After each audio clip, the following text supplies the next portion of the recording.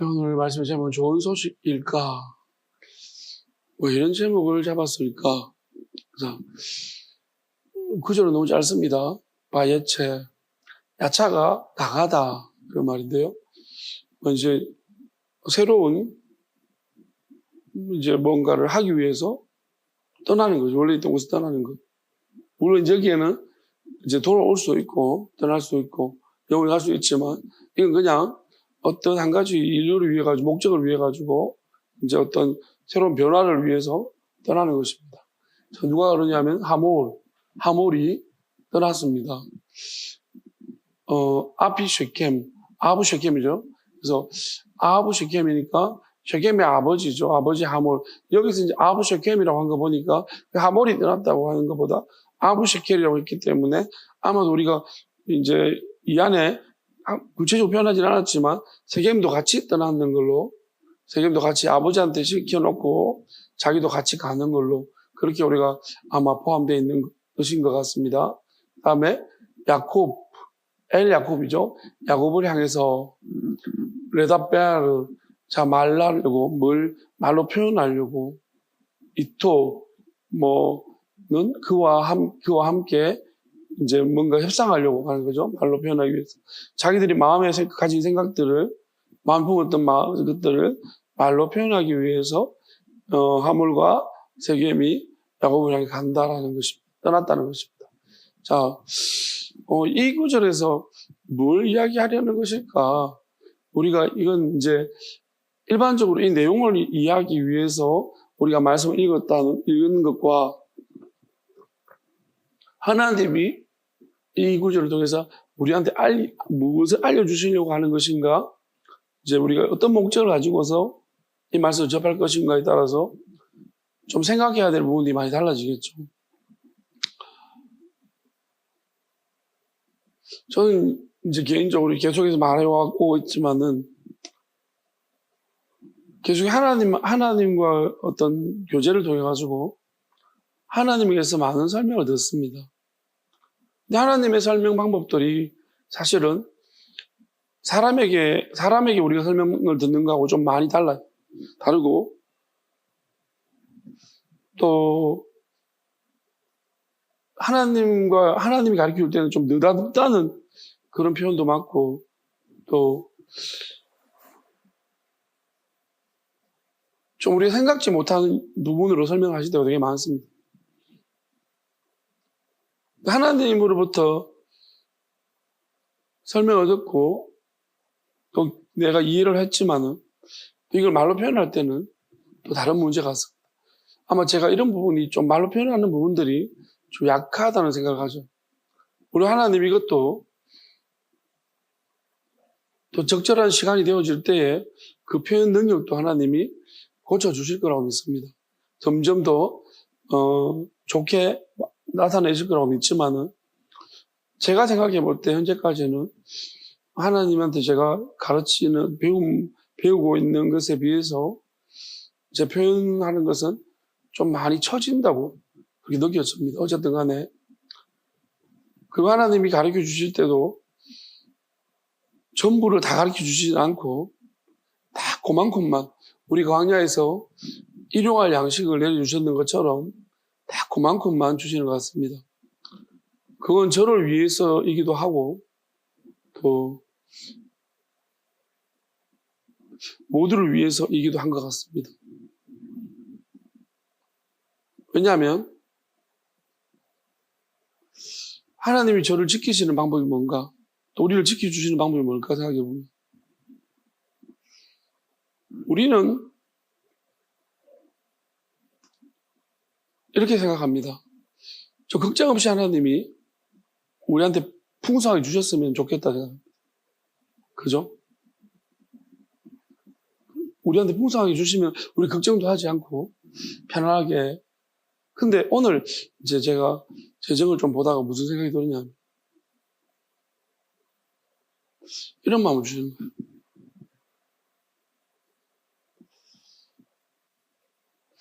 정말로 우리가 원하는 것처럼 풍성하게 하나님 주셨다면 우리는 정말로 이게 하나님으로부터 온다는 것을 이게 머릿속에는 인식은 하고 있지만 실제적으로 우리가 그것을 하나님이 주신다는 것에 대해서 우리가 그걸 받아들일 수 있는가, 온전하게. 그런 어떤 차원에 생각해 보니까 아닌 것 같다는 거예요. 그래서 우리는 힘들게 하는 게 맞다는 생각을 했어요. 아주 끙끙대면서. 왜냐하면은 이 시간이 만약에 없다라면은 이 하나님이 아무것도 없는 것에서 진짜 근근히 우리를 지금 버티게 하시는 거거든요. 그러니까 우리는 이 근근히 버티는 속에서 이런저런 많은 우리의 어떻게 보면 우리가 경험해보지 못하는, 오늘은 저는 이런 경험들을 했습니다. 돈이 스쳐 지나가는 느낌. 돈이 나한테 스쳐가지고 어디 갑자기 중단을 없어지는 느낌을. 그러니까 지금 제 수중에 있는 돈은 10,000원입니다. 전 재산이 10,000원입니다. 한 달을 10,000원 가지고 살아야 하는 것입니다. 근데 엄청 깨끗한 느낌이 듭니다. 이게 돈이 이렇게 쑥 들어왔다가 쑥 나가는데 굉장히 깨끗한 느낌이 드는 거예요. 그럼 생각해 봤는데 내가 이런 경험을 진짜 언제 할 수 있겠는가. 이때까지 살면서 한 번도 이런 경험을 해본 적은 없어요. 잠깐 돈이 머물렀다가 조금씩 사라진 적은 있는데, 오자마자 휙 하고 한꺼번에 휙 사라진 거, 그냥 나를 거쳐가는 그것을 경험해 본 것은 처음입니다. 그러니, 근데 내 마음이 어떤가 봤더니, 보통 있잖아요.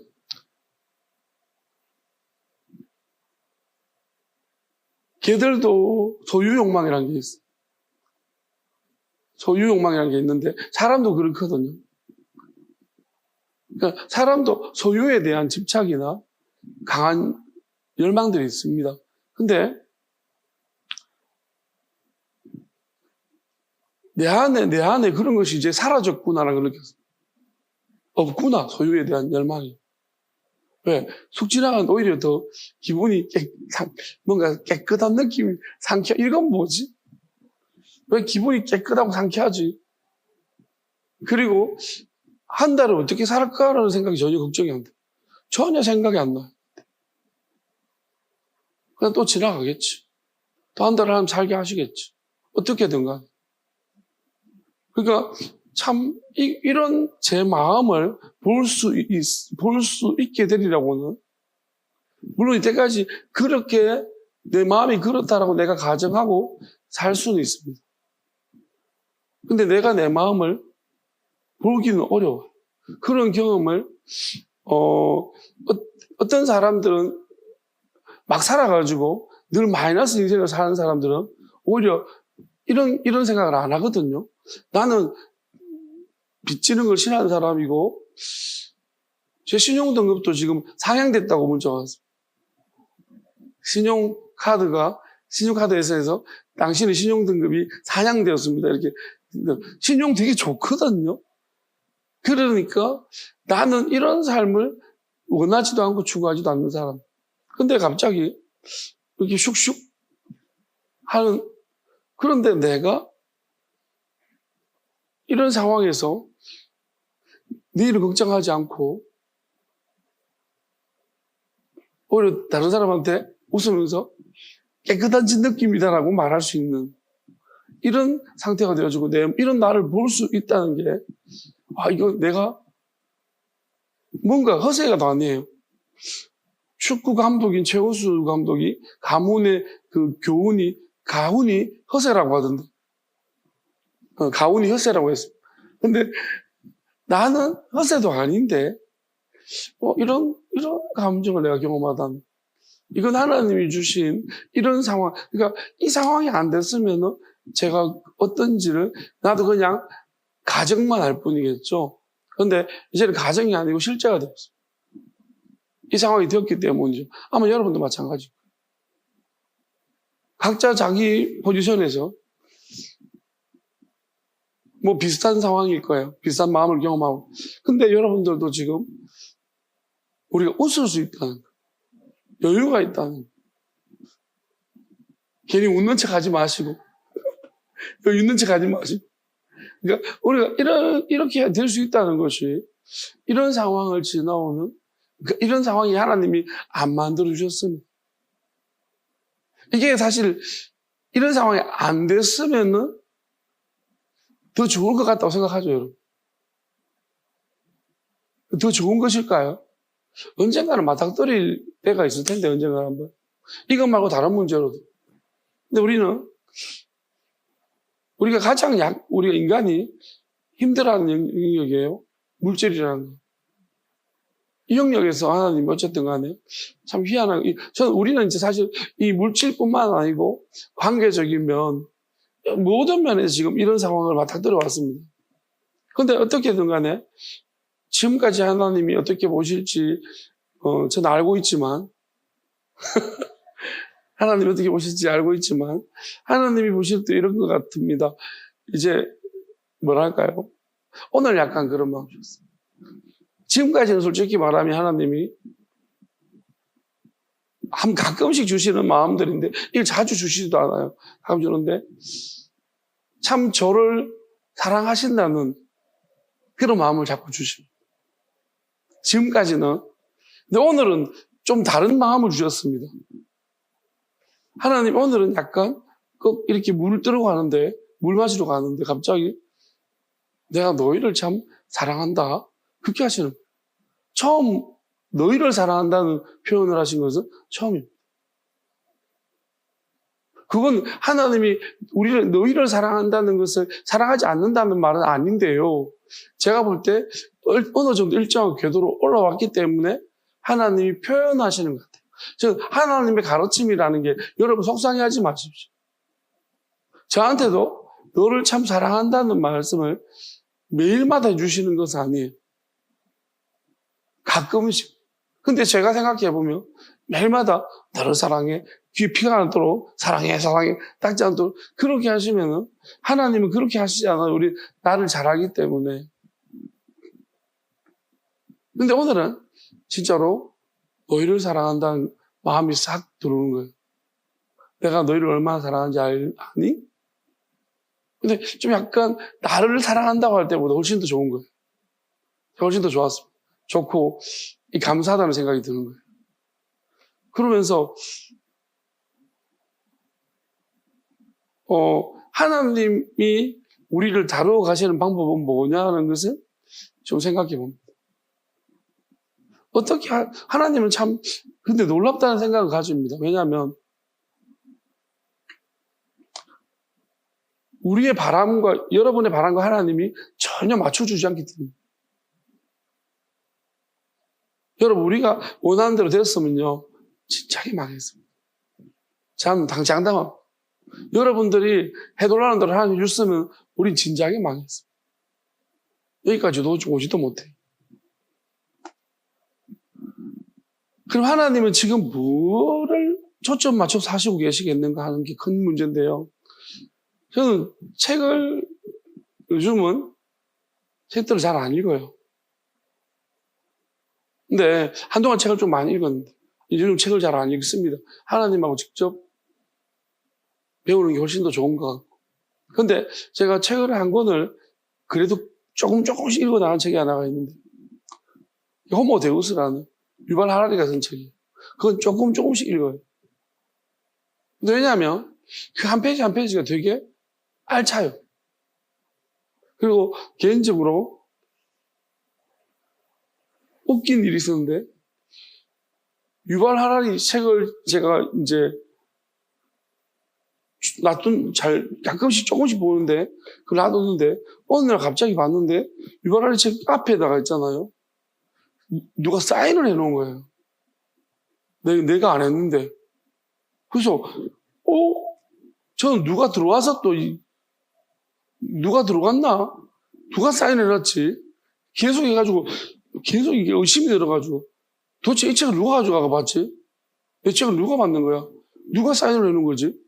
내가 빌려준 적도 없는데 계속 고민했습니다. 그러다 막 나중에 보다 이게 무슨 글자가 자꾸 사연을 자꾸 파헤치다 보니까 유발하라는 거예요. 인쇄된 거를 나는 그게 너무 펜으로 직접 한 것처럼 사인이 그래가지고 얼마나 놀라가지고 난 또 나중에 유발하라리가 사인한 거더라고요. 되게 어쨌든 간에 그 책을 좀 읽고 있는데 그 책에 이제 어떤 내용이 한 가지 딱 있냐면 충격적인 어떤 굉장히 앞서갑니다. 유발하리는 굉장히 미래적인 것을 탁탁 던져요. 근데 화두가 던지는데 그 미래적인 생각들이 결국 뭐냐면요. 이게 일어날 일이에요. 앞으로 우리가 고민해야 될 문제들을 미리 던져주고 있습니다. 근데 어떤 문제를 다루냐면 이런 문제를 다룹니다. 로미오와 줄리엣 이야기를 하면서 로미오와 줄리엣이 그 비극적인 사랑이었잖아요. 물론 그 이야기지만 소설이지만 그 비극적인 사랑을 하는데 만약에 두 사람이 서로 사랑할 때 로미오가 줄리엣을 선택하지 않았더라면 어떻게 했을까? 그러면 이 두 가문의 비극적인 전쟁이나 사륙이 일어나지 않았을 것 아니겠는가? 근데 이게 인간적으로 생각해보면 이런 의미예요. 우리가 로미오가 줄리엣을 봤습니다. 줄리엣이 로미오를 봤습니다. 서로 간에 끌림이 있었어요. 둘이가 너무 사랑한 거죠.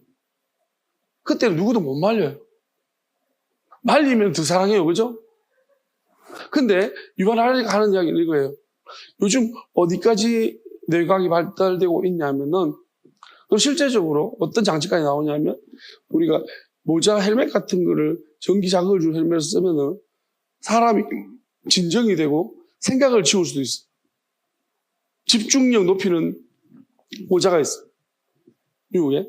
이미 나왔지만은 물론 통용되지 않는데 우리가 그 모자를 쓴다면은 내가 하기 싫은 생각을 하지 않는 거예요. 그러니까 내가 어떤 일을 하고 싶을 때 그 모자를 쓰게 되면은 헬멧 쓰게 되면 이제 내가 해야 될 일에 집중해가 딴 생각 없이 잘할 수. 여러분 예배 드릴 때마다 이렇게 딴 생각 모자 하나 씌워주면 정말 예배를 잘 드릴 수 있어요.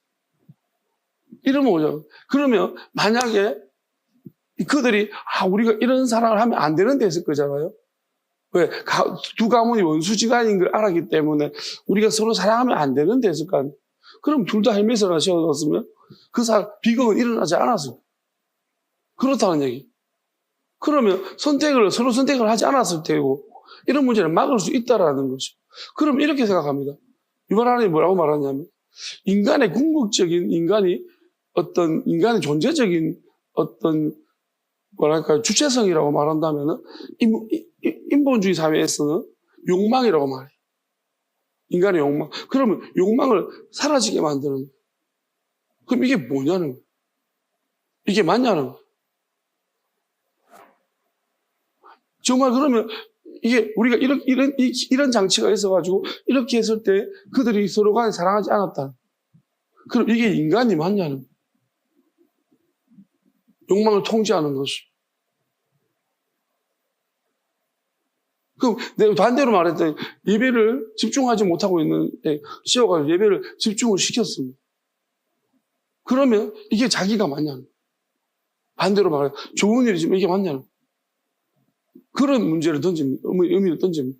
저는 그 문제 굉장히 중요한 문제라고 생각해요. 왜냐하면 지금 쥐 가지고 실험을 해요. 쥐 가지고 실험하면서 전기 자극 같은 거 이미 우리가 뇌에 대해서 꽤 많은 능력들이 지금 밝혀지고 있습니다.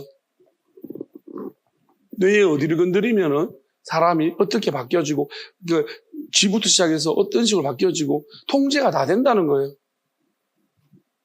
우울한 쥐를 어디를 만져주면은 기분이 좋아지고 하기 싫어하는 쥐를 어디를 만져주면 어디를 건드리면은 막 하고 싶어지고 그런 다 바꿀 수 있는다. 그러면 쥐만 바꿀 수 있을까요? 사람도 통제된다. 이게 지금 뇌과학이 발달한 수준이에요. 그러면 자기들은 뇌과학자들은 뭐냐면 이걸 피아노 친다고 말해요.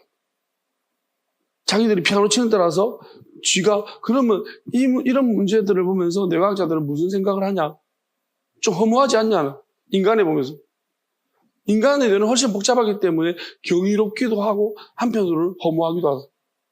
그럼 인간이 근본적으로 이 문제 앞에서 우리는 뭐냐면은 인간은 뭐냐는 거예요. 사람은 진짜 뭐냐는 거예요. 진짜 우리는 큰 문제, 무서운 문제 앞에 봉착했어요.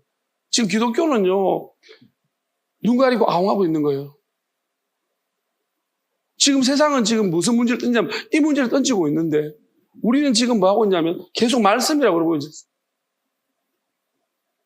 하나님의 이거는 막 터부시하고 이건 마귀의 그거라고 하면서 굉장히 우리가 마귀가 하는 짓이라고 무시한다는데 이게 안 밝혀질 것입니까? 모든 젊은이들을 놓치는 이유가 뭡니까?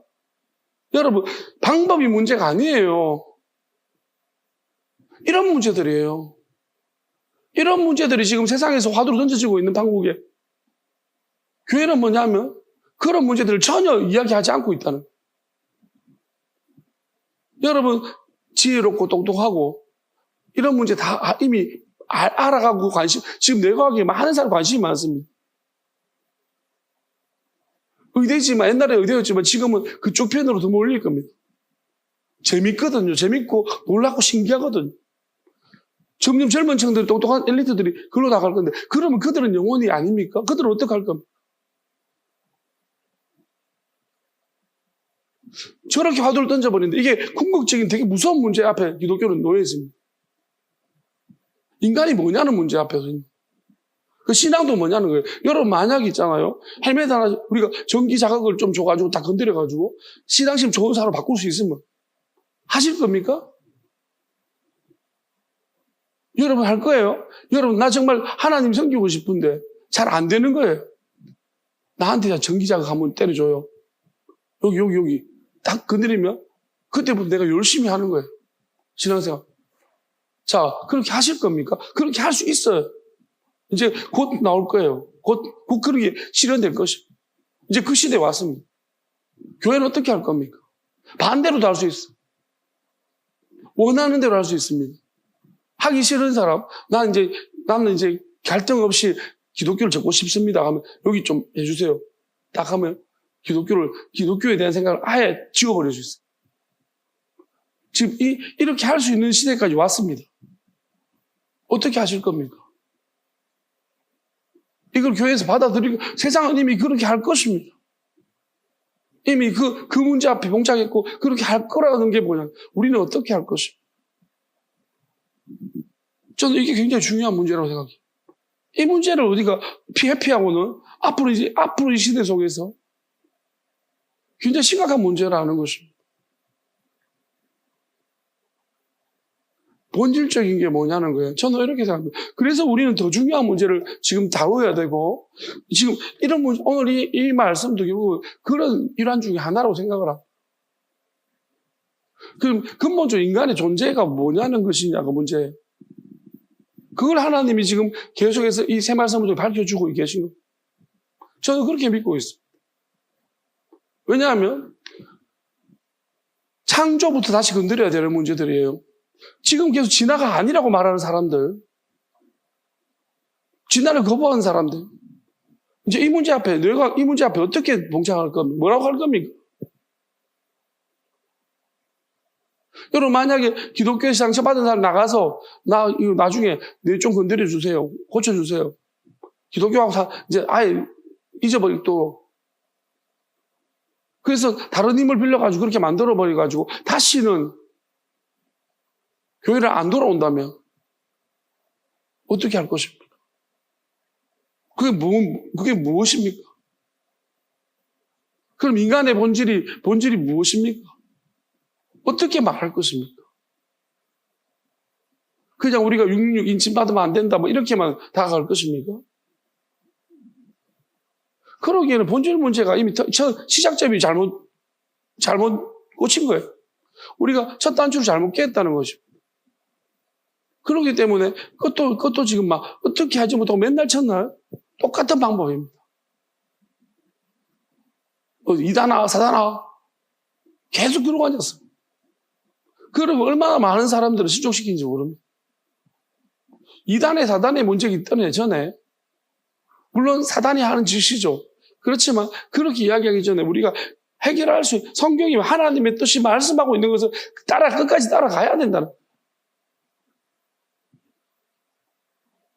하나님 뭐라고 말하고 있습니까? 인간의 근본적 본질이 무엇입니까? 우리도 결국 동물들이 저렇게 되는 것은 사람도 그렇게 된다는 거예요. 똑같은 사람도 이미 그런 상태로 할 수 있다고. 다만 윤리적인 문제가 지금 가로막아서 윤리적인 문제 때문에 지금 인간에게 그렇게 하지 않고 있는 거예요. 동물한테 지금 사람이 하고 싶은 그 욕망을 동물을 다 풀어버리고 있습니다.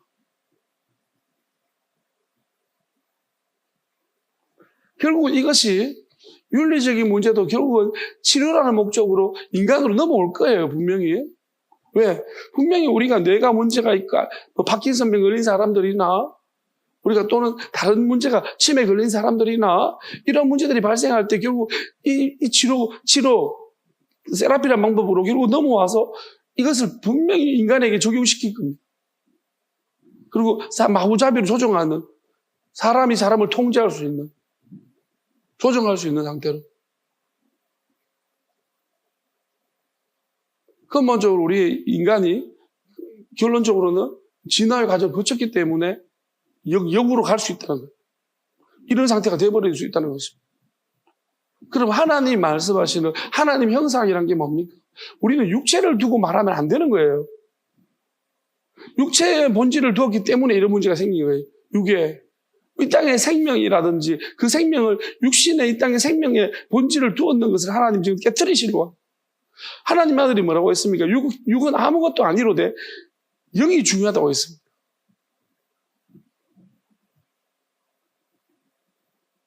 그런데 우리는 지금까지 뭐냐면은 결국은 교회가 뭔가 이 땅의 삶이 목적이고 목회자들도 앞서 본을 보여주고 있잖아. 이 땅의 삶이 이 땅의 성공.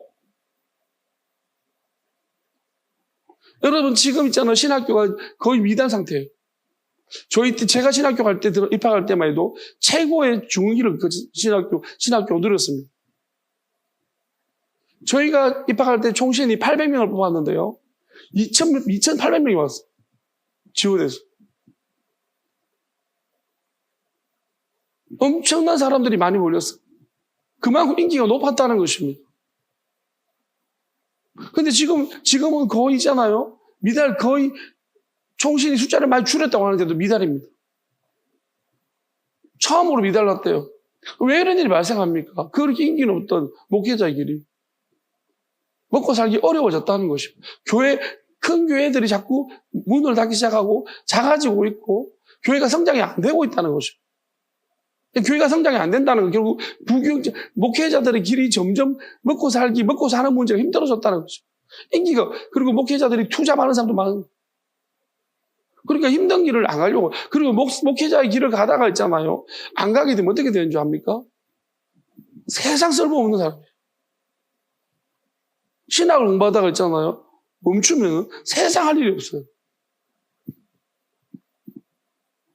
뭐 하는지 압니까? 투자 받을 때 목사님들이? 대리운전, 쿠팡. 나름 그래도 열심히 공부해가지고 뭐 석사학위, 박사학위 할 거 없다니까요. 목회를 멈추면 안 하면 뭘 합니까? 왜냐하면 신학하고 완전 별개예요. 다른 학문이 예를 들어서 법학 하면 비슷한 거 있어요. 뭐 회사마다 법을 필요한 데도 있고 그 연관시켜서 시험 칠 수도 있고. 근데 신학 공부하면 다른데 할 수가 아무것도 없어요. 이 길은요, 가다가 안 가면은 그냥 하기가 아무 필요가 없어. 근데 다시 부담만 되는 거예요. 예를 들어서 어떤 목사님이 쿠팡에 이력서를 내니까 대학원까지 하셨네. 엄청 부담스러워하는. 일하겠습니까? 오히려 걸림돌이 된 거예요. 취직도 못한다니까요. 어디? 진짜 이런 상황인데 예를 들어가지고 그러면 우리가 왜 이런 일이 발생하느냐. 그러니까 신학교를 안 가려는 거예요. 그러니까 다들 신학적인 어떤 하나님 소명을 폴링 받은 사람도 뭐라냐면 평신도로 내가 섬기겠다고 헌신도 하면서 선교하겠다고 그렇게 말하는 사람들이 많습니다. 왜? 뻔히 알잖아. 다 먹고 사는 문제입니다. 먹고 사는 문제 때문에 지금 딱 걸린 거예요.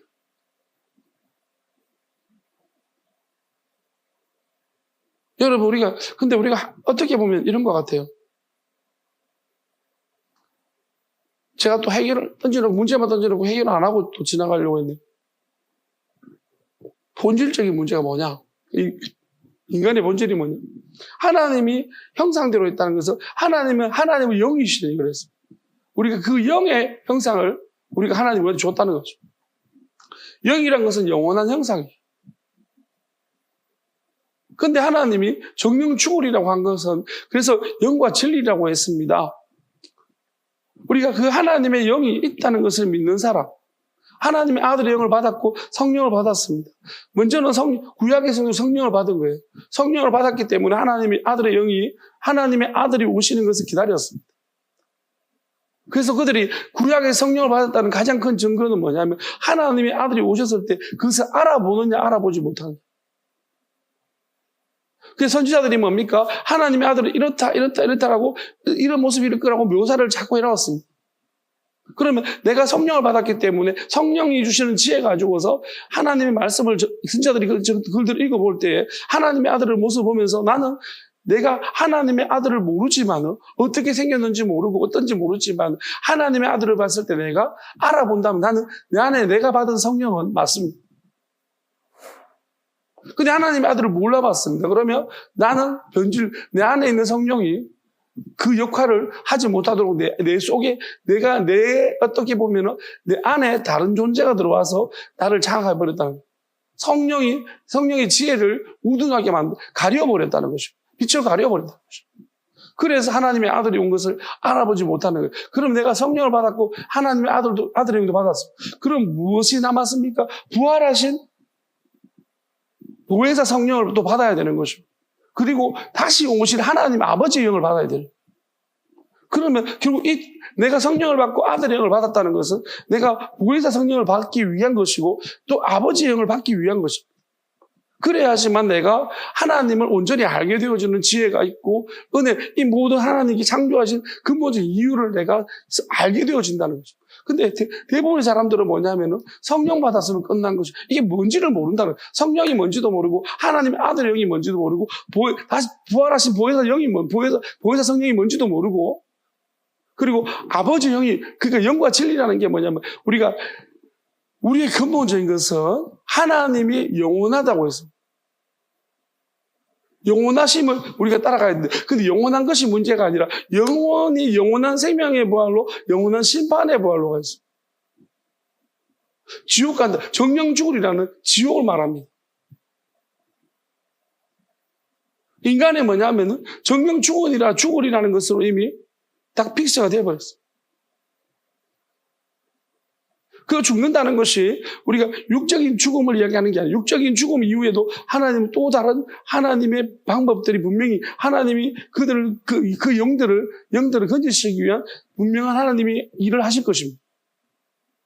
그래서 창조 이후에 하나님의 아들이 오셔가지고 내 아버지께서 일하시니 나도 일한다고 하는 것은 살아있는 자들에게 또한 죽은 자들에게도 하나님이 일하십니다. 영들의 세계가 분명히 있습니다. 그런데 거기에서 중요한 진리 하나는 진리입니다. 그래서 하나님의 아들이 영과 진리로 예배할 때가 온다고. 진리가 중요합니다. 진리는 뭐냐면 하나님을 아는 것, 그가 보내신 자를 아는 것이 진리입니다. 하나님을 안다라는 것입니다. 결국은 하나님을 알기 위해서 성령을 받게 되어지는 것이고 하나님을 아들의 영을 받는 것이고 하나님을 알기 위해서 보혜사 성령을 받는 것이고 하나님을 알기 위해서 하나님의 영을 받는 것입니다. 그렇게 하나가 되어질 때 받아서 우리가 하나가 되어진다면 우리 안에서 이것이 하나가 되어진다면 우리는 하나님을 정말로 알게 될 것입니다. 그 영원함을 누리게 될 것입니다. 그래서 이것이 우리의 본질입니다. 그렇다 하면 우리가 알아야 되는 것이 뭐냐면 지금 그럼 왜 이런 일이 그 욕망이 인본주의 사회에서는 욕망이 인간의 본질이라고 그것밖에 말할 수가 없는 거예요. 근데 사실 욕망의 대척점을 우리가 욕망이 아닌 비욕망도 있는데요. 그 비욕망적인 것을 가지고서 우리가 뭐라고 이거 정의 내릴 수가 없는 거예요. 그게 영인데, 그러면 신을 인정해야 되는 부분이라서 그들은 신을 인정하지 않기 때문에 욕망밖에 이야기하지 않는 거예요.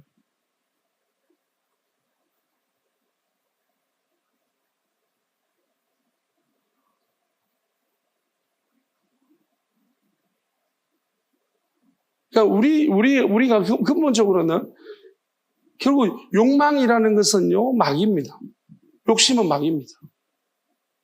그러니까 근본적으로 자아막이라고 제가 처음부터 말씀드렸어요. 그러니까 근본적으로 모든 사람한테 욕망이라는 게 있어요. 그래서 마귀가 다 있는 거예요.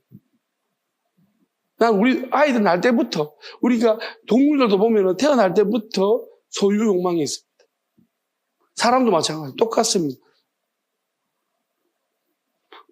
사람한테도 나면서부터 자기 살겠다고 하는 이기적인 욕망도 있고, 먹어야 되겠다 욕망도 있고, 다 욕심을 가지고 돼요.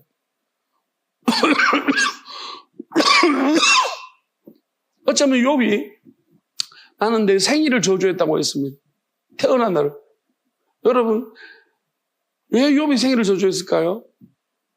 정말로 어떻게 보면 인생이라는 걸 생각해봐. 인간의 삶을 돌아봤을 때 정말 어처구니 없는 일을 당했고, 그러니까 내가 태어난 자체가 정말로 이게 뭐냐는 거예요. 너무 고통스러웠어. 사는 것 자체가 고통스러웠어.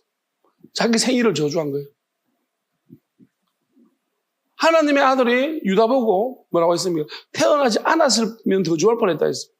여러분, 이게 저주 같아요? 아니면 이게 어떤 하나님의 마음을 담은 안타까운 마음 같습니다. 태어나지 않는 사람도 있습니까? 태어나지 않은 존재도 있습니까? 있다라는 거예요. 그러니까 그렇게 말씀하십니다.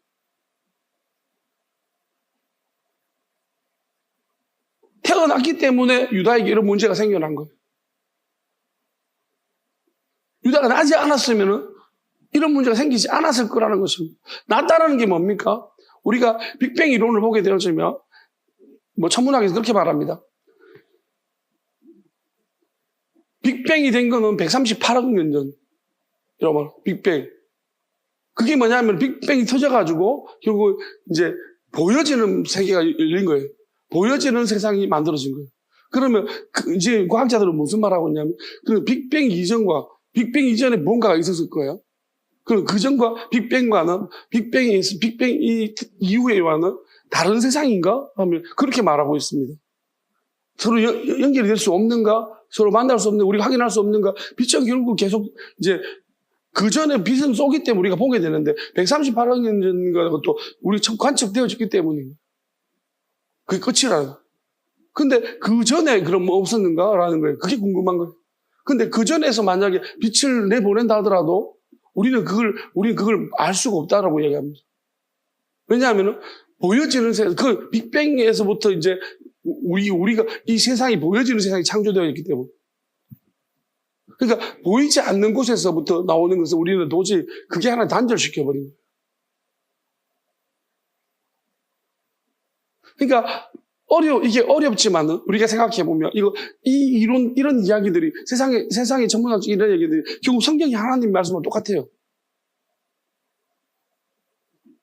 하나님 문을 닫으셨다가 문을 여실 겁니다. 이 보이는 세상과 보이지 않는 세상을 연결시키는 문을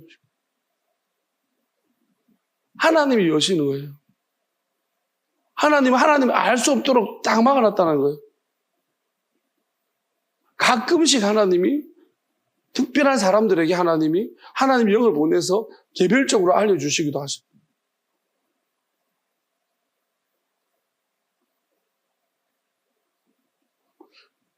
자, 그러면은 저는 이렇게 믿습니다. 결국 우리라는 게 뭐냐? 결국 하나님이 보낸 자라야지 되는 거예요. 하나님의 아들이 뭡니까? 하나님이 보낸 사람입니다. 성령은 뭡니까? 하나님이 보냈어요. 우리가 노아 때 베드로 갔다고 말했는데 노아 때 뭡니까? 비둘기를 보냈습니다. 비둘기가 땅에 물이 있을 때는 돌아와 버렸습니다. 또 까마귀를 보냈습니다. 까마귀가 왕래했다고 했어요. 들락날락거렸습니다. 다시 비둘기를 보냈더니 비둘기가 안 돌아왔다고 했어요. 아니, 까마귀를 보냈더니 비둘기죠. 안 돌아왔다고 했어요. 그 다음에는 그 감람잎을 물고 왔다가 그 다음에는 안 돌아왔다고 했어요. 근데 결국은 뭐예요? 그게 하나님을 상징하는 것이고, 결국 하나님께서 이제 보냈을 때 안 돌아왔지만 언젠가 비둘기가 다시 돌아올 것입니다. 사람들을 우우 데리고, 돌아와야 될 사람들 데리고 다시 그 하나님 품으로 돌아오게 올 것이라는 것을 남겨놓은 시나리오예요. 이야기예요. 하나님의 이야기입니다. 그때는 물이었지만, 이제는 뜨거워져서 그러니까 결국 물로 심판하실 때는 뭐가 남았습니까? 수중생물들은 안 죽었다는 거예요. 나머지 생물, 육지생물과 새들은요, 하나님의 선택받은 자들만, 그 동물들만 살았고요. 수중생물은 그냥 살았습니다. 근데 나중에 불로 심판하시면 뭐예요? 수중생물이고 육지생물이고 나 없는 거 다시 모두 심판. 모든 영역에서 다 심판이라. 그것을 하나님이 말씀하시고 있는 거죠. 그래서 우리는 우리의 존재가 뭐냐? 결국 욕심과의 싸움인 것 같고요. 자, 근본적으로 이렇습니다. 우리는 만약에 여러분들은 어떻게 하실 것입니까? 우리의 목적이 하나님이 신앙생활 잘하는 것입니까? 하나님 아는 것입니까? 하나님 아는 것이죠, 그죠? 아는 것이면 이거 안 쓸 겁니다. 내가 잘 안 되죠? 신앙생활은 잘 안 됩니다, 그죠? 힘들죠, 그죠? 우리는 힘들면서도 힘든 가정 가운데에서 뭡니까? 하나님을 알아가는 거예요. 우리가 5분 주에 찬양 부르는데 실패가 하나님의 길 안에 있으면 실패가 아닙니다. 여러분, 하나님이 우리는 뭐야? 매번 성공해야 된다는 이상한 주의에 빠져 있는 거예요. 성공해야 되는 사람들은요, 헬멧 써야 됩니다. 우리가 성공하면 하나님 기뻐하실까요? 하나님이 성공을 못 하셔서 우리한테 이렇게 길을 열어주신 걸까요? 아니라는 거예요. 하나님을 알려고 하는 거예요. 우리 호세아가 말했습니까? 하나님을 알자. 힘써 하나님을 알자. 그랬어요. 왜 그랬을까요? 호세아의 인생이 뭡니까? 실패한 인생입니다. 사람들이 볼 때 그 창녀와 결혼해가지고 아들 낳았는데 그 여자는 자꾸 바람 피우고 그 인생이 어떻습니까? 고달프고 실패한 인생 아닙니까? 결혼 잘못한 사람. 근데 그 잘못했습니까? 그럴수록 하나님을 알아갔어요. 하나님이 나를 향한 사랑이 이런 사랑이 아닐까? 호세아가 그것 때문에 하나님을 깊이 알았던 거죠. 하나님의 사랑을 알았고 하나님을 알기 시작한 거죠. 그래서 사람들한테 이야기하는 거죠.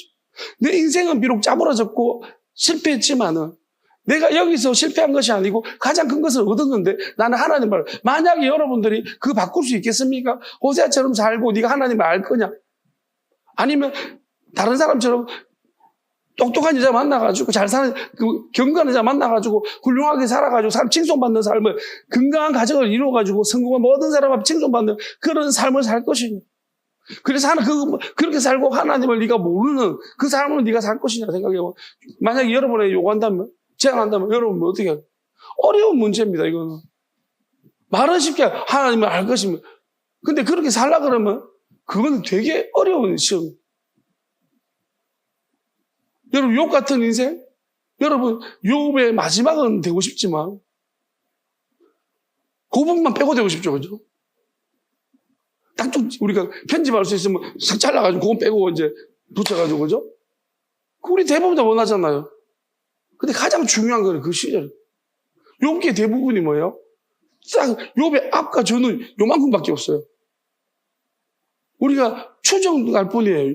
욥의 전반기, 욥의 후반기 있잖아요. 성경이 이렇게 42장과 앞에 조금 곁들이네요. 나머지 전체 긴 욥기 대부분은요, 욥의 고난 시절에 있었던 일들, 욥하고 막 친구들하고 막 계속 이게 하나님을 알아가는 과정, 하나님 어떤 분이신가. 그러니까 여러분 욥기를 읽어보고 욥기를 읽는데 정말 지금 죽겠다 하시는 분들은 하나님 알고 싶지 않은 거예요. 하나님 알고 싶다면은 욥기를 읽으면서 저도 옛날에 근데 어느 순간부터 욥기를 계속 보고 있어요. 보면서 셋 다 하나님을 참 많이 아는구나. 욥의 친구도 하나님 많이 알아요. 아는데 뭐예요? 적용이 잘못된 거예요. 아는 것과 적용은 또 다르네. 욥은 뭡니까? 욥은 하나님을 알아가고 있어. 그리고 이들보다 훨씬 더 많이 알아요. 근데 뭐냐면 금마들이 말하는 거 일일이 대응하다 보니 열받아 죽겠는 거예요. 또 화가 나고 미치겠는 거예요. 뭐 이런 것들이 다 있냐. 정말 좀 쥐꼬리만한 것들이 저거들이 환경이 내 앞에서 좀 나 지금 나왔다고 해가지고 나를 가르치려던 애. 내가 다 하는 이야기 자꾸 하고 있네. 정말 미친 노릇일 것입니다. 여러분 사람 마찬가지예요. 우리가 어떤 사람의 수준을 가늠하기가 어렵습니다. 안 겪어보면 몰라요. 어떨 때는요 진짜 거지 같은 애들이 와서 가르칩니다. 왜냐하면 뭐 때문에요? 지는 보여지는 성공을 했기 때문에. 그렇지 않습니까? 나는 보여지는 실패를 했어요. 그럼 거지 같은 것들이 와서 갑자기 스승이 돼가지고 이렇게 저렇게 합니다. 누가 그걸 몰라서 그러냐? 거지 같은 것들이 이렇게 해야 됩니다. 저렇게 해야 됩니다. 거지 같은 가르침을 합니다. 그걸 몰라서 이 길 온 거 아닌데 그렇게 하면 안 됩니다. 여러분 정말 이럴 때 저는 그냥 모르겠습니다. 자칫 잘못하면 교만이고 요것도 그 교만과 있잖아요. 진실사이 굉장히 괴로워지고 내가 교만한 것인지 내가 겸손하지 못한 것인가 아니면 저들이 무례한 것인가 이 진짜 괴로운 거예요. 이 무식한 것들이. 그러니까 딱 하나의 한 가지 답이에요. 너도 당해봐라. 너도 내처럼 당해봐라. 근데 그렇게 말할 수는 없는 거예요. 왜? 저주니까. 당해서 깨달을 수 있는지 없는지도 모르니까. 하나님이 그들한테 왜 그런 시련을 안 주겠습니까? 걔들은 당하면요. 그냥 난이도 1, 2, 3, 4, 5, 6, 7이 있으면 1에서 자빠졌을 거예요. 이래서 하나님 원망하고 저주했을 겁니다. 지가 말하는 이론대로 하나님 알고 있는 이론대로 적용이 하나도 안 될 겁니다. 사람은 그렇습니다.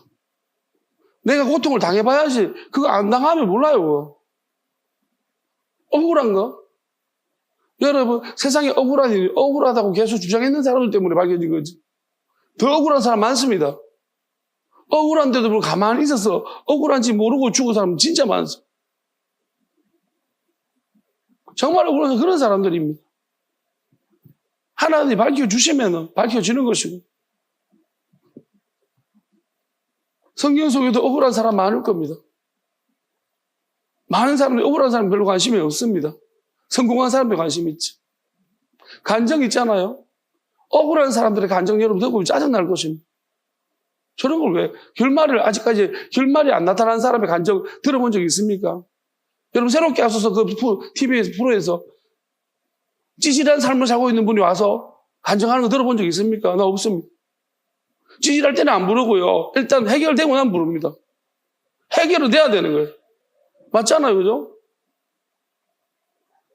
뭐 더이든이라는 요즘 숨은 사람들을 찾아가는 그 프로도 있잖아. 내가 가만 보니까 해결된 사람만 불러요. 찌질할 때는 아무도 안 불러요. 이 해결된 사람도 찌질하는 과정이 있었단 말이에요. 찌질할 때는 아무도 안 쳐다보고 아무도 안 부르다는 거예요. 일단은 이 사람들이 찌질함 벗어나서 번듯해야지 하지만 그때 와서 더이든도 찾아가고 새롭게 와서 PD가 전화 와서 찾아오고 그래 하는 거지. 찌질할 때는 아무도 안 부른다.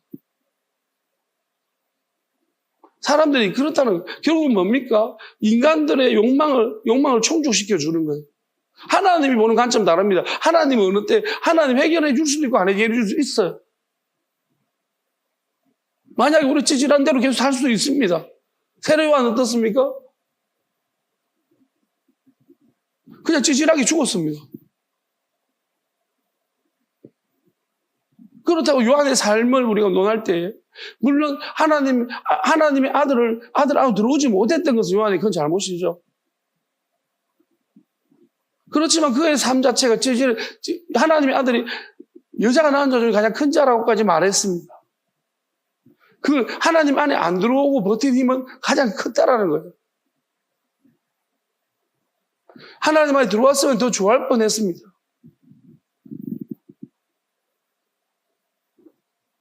우리가 하나님의 크다란 뜻 안에서 어떤 사람이 어떤지는 하나님만이 아십니다. 우리가 인본적이고 인간적인 세상을 정말 타락해버렸습니다. 교회도 마찬가지. 우리 이렇게 말하잖아요. 교회가 성장하는데 다 이유가 있다. 사람이 그러면 성공하는데 다 이유가 있습니까? 한번 망해보셔야지. 내가 아무리도 안 되는 것을 경험해봐야지. 여러분, 마귀가 한번 덮치기 시작하면 하나님의 제자들은 어떻습니까? 베드로는 찌질해가지고 예수 하나님 아들을 부인하고 저주했습니까? 마귀가 덮쳐버리면요, 그런 상태가 돼요. 아무리 몸부림쳐도 안 돼요. 왜? 우리보다 마귀가 훨씬 더 크기 때문에. 물론 우리가 어떤 상태냐에 따라 다르지만. 왜 신앙생활을 하다가 그 신내림 받은 사람 나옵니까? 그런 사람 지금 많잖아요. 연예인들 중에도 많고. 신앙생활을 하다가 신내림 받은 사람들 많아요. 왜 그렇습니까? 못 이겨내니까. 어디 가도 기도 받으러 가도 안 되고 하니까 신내림 받으니까 병이 나았다는 거예요. 그러니까 결국 눈에 보여지는 걸 쫓아간 것입니다.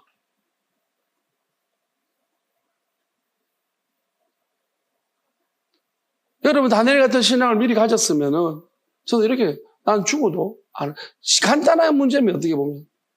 근데 그 간단한 게 어렵지만. 나는 안 합니다. 나 죽겠습니다. 그러면 별 문제가 없어요. 나는 병 걸려 죽을 겁니다. 난 그래도 저 신내림 같은 거 안 받는다고. 난 하나님만 죽을 겁니다.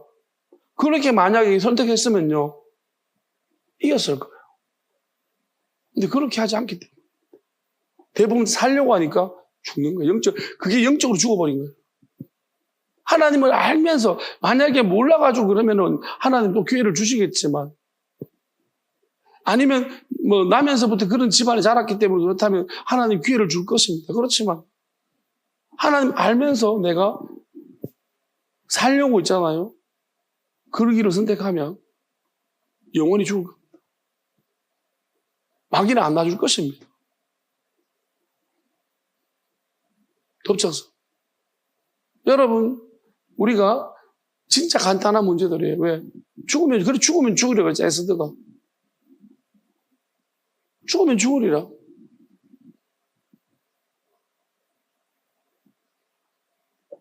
그냥 간단한 문제 아닙니까? 죽으면 죽으리라고 나갔더니만 살았습니다. 근데 에스더가 살려고 안 돼. 왕 분명히 홀 안 들을 수 있어. 나 죽어. 내가 죽으면 너는 다 죽어. 내가 살아있어야 그래도 다 hun일을 도모하지. 그랬으면 다 죽었을 거예요. 집만 살고. 자기는 그 대신 민족을 감춘 채로 살아야 되겠죠. 하나님이 그런 에스더를 하나님이 사랑하겠습니까? 집만 사는? 자기 걸 버렸더니 다 살렸습니다. 자기를 버려야 됩니다. 자기의 삶을, 우리가 이 생명이라는 거 왜 못 버립니까? 다음을 모르기 때문입니다. 지금 내가 내 생명을 못 버리는 것은 내가 그 다음이 없기 때문에, 또는 다음을 모르기 때문이죠. 내가 다음을 알 수 있다면, 나의 다음을 확실하다. 하나님과 내가 깊이 알고 교제한 사람이라면 다음이 확실히 알겠죠. 그죠? 알 것입니다. 그래서 내 생명을 내려놓을 수 있는 거예요. 언제든지 간. 그게 뭐라고요? 사람들은 말은 잘도 합니다. 근데 요리조리 미꾸라지 다 빠져나갑니다. 여러분, 저는 이렇게 봅니다. 마귀를 경험해봐야 돼요. 마귀를 경험해보지 않는 사람들은요, 자기가 이게 무슨 싸움인지도 알지도 못할 분들은 큰 소리만 칩니다. 마귀를 경험한다는 것은 마귀가 없어서가 아니라 자기 안에 마귀가 다 있는데도 불구하고 그 마귀를 끄집어내지를 못합니다. 그 마귀를 들추어낼 수가 없기 때문입니다. 그걸 들추어내십시오. 내 안에 마귀가 요동하고 여러분이 불안을 일으키고 순간순간 여러분에게 뭔가 근심을 주고 졸음을 주거나 뭔가를 일으킨다. 여러분 안에 마귀가 요동치고 있는 거예요. 다른 생각을 줍니까? 여러분 안에 마귀가 지금 계속 요동치고 있는 것입니다. 그 마귀를 어찌할 것입니까? 여러분, 우리는 기억해야 합니다. 그게 여러분 내면에 있습니까? 여러분 외면에 밖에 있습니까? 하나님이 아들을 왜 버렸습니까? 하나님은 아들을 철저하게 버렸습니다. 그래서 하나님의 아들도 자기를 버렸다라고 부르짖었습니다. 하나님 어찌하여 나를 버립니까? 나의 하나님 어찌하여 나를 버립니까? 합니다. 아들로서가 아닙니다. 사람으로서 버립니까? 합니다. 왜냐하면 그 육체 속에 마귀가 가득 차 있었기 때문에 하나님은 나를 안 보겠다. 근데 그 마음 안에는, 그 속에는 죄가 없고 하나님의 영이 가득했습니다. 그래서 그는 육으로는 죽었으되 영은 부활하신 것이죠. 영은 다시 살아나신 것이죠. 우리는 어떻습니까? 여러분의 내면이 불안하고 초조하고 욕심이 계속 많고 근심이 많습니까? 그러면 여러분의 내면이 죽은 거예요. 죽어가고 있는 것입니다. 하나님의 아들은 불안하지 않았습니다. 하나님의 아들은 거기서 이 세상의 삶을 걱정하고 근심하지 않았습니다. 육적으로 고통스러웠을 뿐입니다. 여러분, 우리도 마찬가지인데 육적으로 고통스럽습니까? 그것뿐입니까? 마음은 평안합니까? 그러면 여러분의 마음은 하나님의 것입니다. 하나님의 영이 여러분을 지키시고 있는 것입니다. 이 상황에도 우리가 평안하고 웃음이 나오고 즐겁고 기쁨이 있습니까? 그러면 하나님의 영이 우리 안에서 우리를 지켜주고 있는 거예요. 아버지가 보실 때 우리 영은 그래도 좀 더러워도 하나님 아들처럼 더럽게 보여도 우리 영은 하나님이 기뻐하신다는 것입니다. 그런데 반대로 우리가 마음이 불안해지는 사람이 있습니다. 초조하고 불안하고 막 욕심 걱정되고 막 근심되고 이런 것이 대부분. 그런데 육적으로는 되게 편안해요. 균형 잡힌 삶을 살고 있어요. 영적으로는 마음은 되게 공허한데 그게 더 큰 문제인 거예요. 왜 그렇습니까? 하나님이 네 중심을 보시고 너를 미워한다, 싫어하신다는 거죠. 사울이 그랬습니다. 사울은 겉으로 볼 때는 평안한 왕이었어요. 싸움도 잘했습니다. 사울 때 무슨 영토가 넓어졌습니까? 좁아졌어요. 사울이 영토를 많이 넓혔습니다. 많은 사람 지지와 신뢰가 있었습니다. 사울을 따르는 사람들이 많았습니다. 다윗을 많이 죽이려고 했습니다. 왜? 만약에 사울이 최악의 왕이었다면 그렇게 하지 않았을 것입니다. 그런데 사울의 뭐예요? 마음은 늘 불안하고 초조했다는 것입니다. 뺏길까봐. 겉으로는 평안했지만 마음은 불안했다는 것입니다. 다윗은 어떻습니까? 육적으로는 정말 고달픈 인생을 살았습니다. 하나님 어찌하여 나를 죽이는 사람이 이렇게 많습니까? 그렇지만 그 마음은 어떻습니까? 한강에 시편이나 시를 적고 있을 정도로 심심하면 시를 적고 있어요. 그 마음은 굉장히 평안했다는 거죠. 늘 하나님하고 이야기하고 대화하는 삶. 그러니까 하나님이 중심에 넌 내 마음의 합한 자라고 한 거죠. 사울 보고는 후회한다고 했습니다. 너는 내 마음의 합한 자가 되기를 바랬으나 내가 너를 세운 것을 후회한다고 했습니다.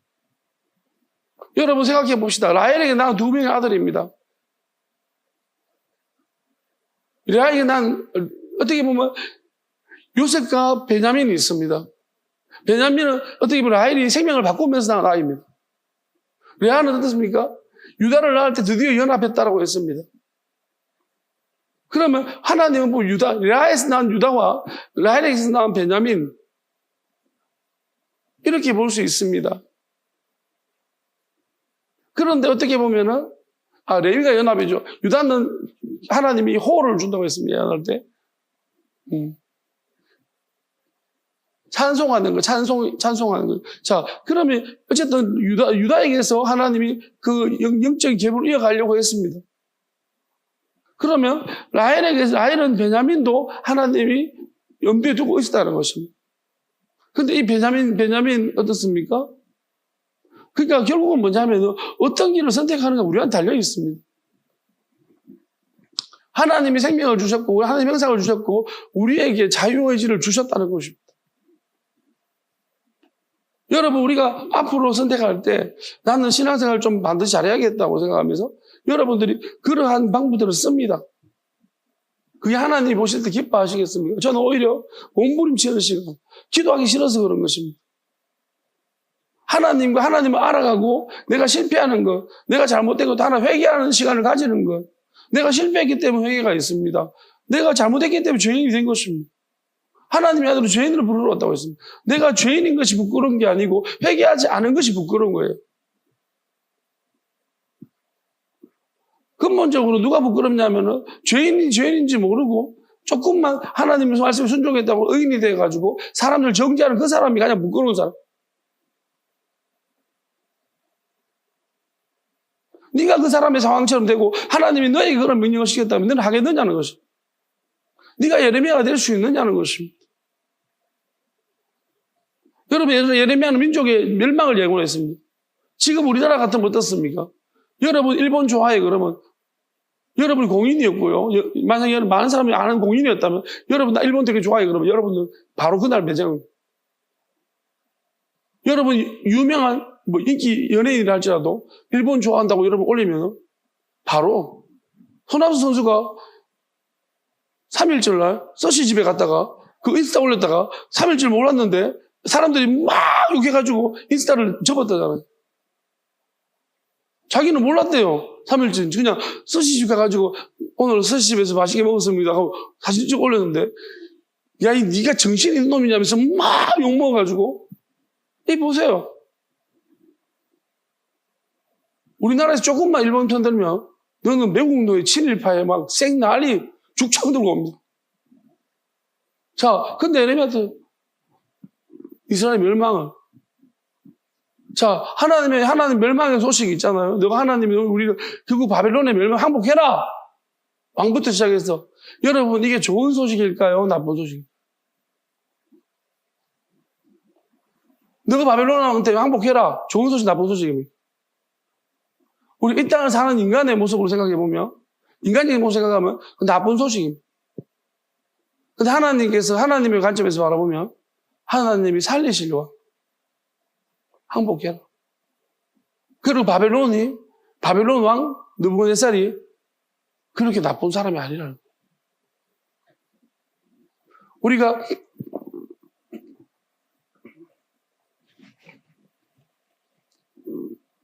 키루스, 고레스, 성경 고레스라고 말합니다. 여러분, 키루스 왕, 키루스죠. 크세르, 그 사람이 키루스예요. 페르시아의 왕인데 굉장히 온유한 사람입니다. 왕인데. 우리가 300이라는 영화 보면 스파르타, 거기 보는데 크세르가 막 괴물처럼 나가지고, 나는 관대하다. 그래서, 이래가지고 문제가 된 거지. 사실 그 영화 잘못된 거예요. 그 사람이 키루스예요. 크세르예요. 근데 그 왕은 굉장히 모든 민족들을 아주 자유롭게 통치하는 왕이었습니다. 그래서 성전도 허락한 거죠. 근데 성경 속에 고레스라고 표현하고 있습니다. 그럼 예를 들어가지고, 그러면 그러한 지하 밑에 들어가는 것이 잘못된 겁니까? 우리가 하나님이 어떠한 말씀하시는지를 봐야 되는 거예요. 하나님이 살리려고 어떻게 보면, 우리가 만약에 김정은 밑에 들어간다. 우리는 6.25 전쟁을 어떻게 평가해야 되느냐. 지금 와서 평가하면 저거는 정말로 피 터지게 싸워서 지켜야 되는 전쟁이에요. 왜? 지금 김정은 밑에 들어가 있는 많은 백성들의 삶을 보면 너무나 처참합니다. 그 김일성 삼보자가 저렇게 저런 악독한 성격을 가졌잖아. 저 집안이. 독재적인. 그러니까 우리는 6.25 전쟁 평가를 그렇게 해야 되는 것이고. 일본 보세요, 일본. 저는 이렇게 생각합니다. 이건 역사를 나중에 놓고 평가하는 건 잘못된 것이지만 그럼에도 불구하고 우리가 하나님의 뜻은 어디 있느냐는 계속 물어봐야 돼요. 바벨론의 멸망, 바벨론 왕 중에서 아칼 왕도 분명히 있잖아요. 그런 왕들 밑에서 하나님이 만약에 그들에게 항복하라 하겠습니까? 하나님이 그들에게 항복하라. 그렇지 않습니다. 예레미야에 항복하라 하는 것은 하나님이 다니엘을 통해 가지고 느부갓네살한테 결국 하나님이 느부갓네살 다니엘이 말을 듣도록 하겠습니다.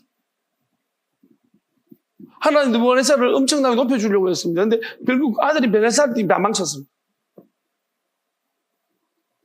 그래서 하나님은 느부갓네살이 있는 동안에 그다음 포로 돌아오는 포로 귀환을 하나님이 또 약속하셨습니다. 만약 느부갓네살이 변심해가 느부갓네살의 아들들이 느부갓네살만 치면 못해가지고 그럼 하나님은 다시 돌아가기로 돌려보내시기로 하나님을 섬길 수 있게 돌려보내시기로 하나님은 그렇게 하신 거예요. 그래서 항복하라고 했습니다. 항복하라는 건 좋은 소식입니다. 그런데 이스라엘 왕들이 자존심을 내서 그 유다 왕들이 자존심을 내서면서 우리는 못한다. 막 찢어버리고 막 불태워버리고 막 저항하자. 여러분, 하나님의 말씀이 뭡니까? 돌아가라. 거기에 돌아가면 어떻게 됩니까? 뭐 잘못된 것이.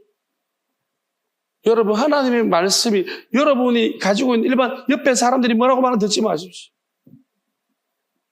좋은 소식일까 나쁜 소식일까? 어떤 건 나쁜 소식이, 어떤 건 좋은 소식, 우리가 그 분별하지 못합니다. 자, 오늘 그러면 하몰이, 세겜과 하몰이 지금 야곱을 찾아갑니다. 좋은 소식을 가져갈까요? 나쁜 소식을 가져갈까요? 이게 좋은 소식이 나쁜 소식입니까? 지금 하몰은요, 좋은 소식을 아들이 좋은 제안을 했다고 생각하면서 갈 것입니다. 세겜은 뭐예요? 더러운 송이를 가지고 있어. 우리 먹어야지. 야곱 우리 다 가지자. 이 혼인을 빙자해가지고 다 가지자. 라는 것입니다. 여러분, 솔로몬이 만약에 많은 그 이국 나라의 여자들과 혼인했는 것은 어찌 보면 그들을 먹자는 게 아니에요. 그들과 평화를 유지하자는 것이지. 그래서 하나님 허락한 거예요. 전쟁이 일어났을 경우에 이 백성들이 그 불안정한 삶과 거기서 하나님을 섬기는 것이 어떠한 모습입니까? 그래서 하나님은 솔로몬 인동안에 평안을 주신 것입니다. 솔로몬의 희생이죠, 희생. 엄밀하게 말하면. 그렇게 지혜 많고 하나님 앞에 일천번제를 드릴 만큼 믿음이 있던 사람이 그 여자나 그 욕심 때문에, 영육 때문에 그렇지 않습니다. 그 똑똑한 사람이 그 멍청한 자들하고 이야기해가지고 이야기가 되겠습니까? 스바 여왕이랑 이야기가 되지. 말하고 싶겠습니까? 여러분, 사람이 그래요. 무식한 여자랑 이야기해보면 정말 힘들 거예요, 솔로몬이. 그죠? 얼굴이 예뻐 3년 간다 그러지 않습니까? 제한이 기간이 있는 거예요. 왜? 참 무식한 소리만 자꾸 해서 하면 애교도 있잖아요. 짜증나요, 나중에는. 쥐 받고 싶을 거예요, 애교 부리면. 뻔한데, 행동하는 게. 애교 부리가 지금 이용해먹는 똑똑한 사람은 그거 대만 알잖아. 그럼 어떻게 해요? 나중에 그만 좀 해라, 좀. 지겨우니까 절로 가라. 애교가 더 이상 아니에요. 이용해먹는 거 느껴지면 들키면은. 그러니까 우리가 이런 거 보게 되시면요. 하나님 무엇 때문에 그런지 알아야 되는 것입니다. 지금 뭐냐면 하몰은 자기 아들이니까, 이 지도자니까, 그의 말을 듣고 쫄딱 그냥 홀딱 넘어간 거죠. 아들의 말만 듣고. 아, 이거 좋은 거구나. 근데 야곱은 어떻습니까? 디나의 말을 들었습니다. 이건 지금 일단 그 자체부터 사과부터 해야 되는 거 아니에요? 근데 지금 디나의 말을 들어보니까 되게 사과부터 해야 되는데 오히려 그냥 사과는 뒷전이고 잘못되는 그런 것도 뒷전이고 일단 협상하러 온 거예요. 좋은 제안을 가지고 왔어. 우리와 너희가 통혼해가지고 어차피 너희들이 우리 땅을 샀으니까 우리 안에 복속돼 있지 않냐. 그러니까 우리가 지켜주고 보호해주고 우리하고 섞여버리면 너는 안전하다. 너 그냥 걱정하지 마라. 우리하고 이제 하나의 혈맹이 되어졌기 때문에 너희들은 이제 영원토록 안전할 것이다. 우리가 같이 가자. 일단 그러고 이따가 우리가 다 뺏어 먹을게. 그 말을 안 하는 거죠. 그러한 것이 좋은 소식, 나쁜 소식, 나쁜 소식. 듣기에는 좋은 소식. 여러분, 우리가 복음은 좋은 소식입니다. 우리가 이 땅의 복음, 세상의 복음이 있습니다. 듣기 좋습니다. 보기도 좋습니다. 그렇지만 그건 나쁜 소식입니다. 진짜 복음은 뭐예요? 고난길, 하나님의 아들이 말했으면 좁은 길이라고 했습니다. 힘든 길이라고 했습니다. 남들이 가지 않는다고 했습니다. 핍박받는다고 했습니다. 그렇지만 너희들 기뻐하고 즐거워하라고 했습니다. 그게 좋은 소식입니다. 하나님이 우리에게 그 길로 가라. 남들이 가지 않는 길로 가라. 남이 안 가려고 하는 곳으로 돌아가라. 내가 이미 그걸 준비되었다. 그렇게 말씀하시면 그것은 좋은 소식인 것입니다. 여러분, 좌우에 분별치 못하는 사람들 말 듣지 마십시오. 자기 약간이도 못하고 영적인 게 뭔지도 하나님 영이 뭔지도 모르고 진리도 모르고. 여러분, 저는 이렇게 믿습니다. 여기서 가장 큰 문제점이 이거 같아요. 제가 어떤 문제를 하나님이 한 가지 알게 하셨는데요. 왜 영적인 분별이 혼란이 왔는지 알았습니다. 그게 뭐냐면 이런 거예요. 자, 세겜은 나쁜 의도로 가지고 있습니다. 내가 세겜한테 말을 들었으면요, 분별을 할 거예요. 근데 하몰은요, 만약에 하몰이 세겜한테 말을 들었습니다. 하몰은 세겜이 만약에 하몰한테 이야기할 때 자기의 속내를 감추었습니다. 자기 속내를 감추고 아버지한테 좋은 이야기만 했습니다. 그러면 하몰은 뭐예요? 아, 우리 아들이 좋은 뜻을 가지고 있구나. 좋은 생각만 가지고서 진실하게 막 야곱에게 설득했을 것입니다. 그럼 야곱이 어떻게 들었을까요? 속는 거예요. 그럼 우리도 마찬가지인 거예요. 뭐냐면은, 만약에 여기 이단들이 있습니다. 그러면 이단이 다른 사람을 속였습니다. 다른 사람을 막 이렇게 순진한 사람을 꼬드겨가지고 막 좋은 이야기를 막 했습니다. 그러면 그 사람이 만약에 나한테 와서 진실하게 말하면 난 그 사람은 진실하게 그게 좋은 거라고 말할 것입니다. 그럼 내가 그 사람 말을 듣을 때 나는 그 사람 말을 들으면 그 사람이 진실하게 말했기 때문에 내 영이 이 사람은 진실하다라고 받아들이는 것이죠. 그래서 속는 거예요. 근데 이 사람은 뭐예요? 이 사람이 이미 이 사람한테 자꾸 지배당하고 있는 거예요. 그러면 근본적으로 이놈이 내 안에 기어도 이 악한 것이 그래서 내가 분별이 어려진 거예요. 이런 단계를 거쳐버리면 내가 분별이 어려지는 거예요. 근데 이것까지 우리가 못 찾아냅니다. 하나님이 이번 주에 저한테 이거 가르쳐 주는 거예요. 이 말, 창세기 말에서 계속 이제, 이게 뭐 도대체, 하나님 이번에 진짜 심각합니다, 이번에.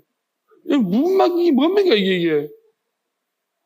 그런데 계속 묻다가 하나님의 관점에서 어떻게 말해야 됩니까? 어떻게 봐야 됩니까? 라고 말하는데 하나님이 이 부분을 이야기하시다. 왜 분별이 어려지는지 아느니. 만약에 나쁜 놈이 집사람을 통해서 저한테 알렸습니다. 그럼 집사람은 순수하잖아요. 그럼 내가 순수하니까 집사람 믿었어요. 근데 그 내용은 나쁜 놈이야. 무슨 말이야? 그럼 내가 분별이 어려지고. 그런 거죠. 그러니까 이걸 못 찾아내요. 지금 집사람도 자기 생각인지 그 사람 생각인지 잘 모르는 거예요, 나중에. 자기도 몰라요. 자기는 그걸 맞다고 믿으니까요.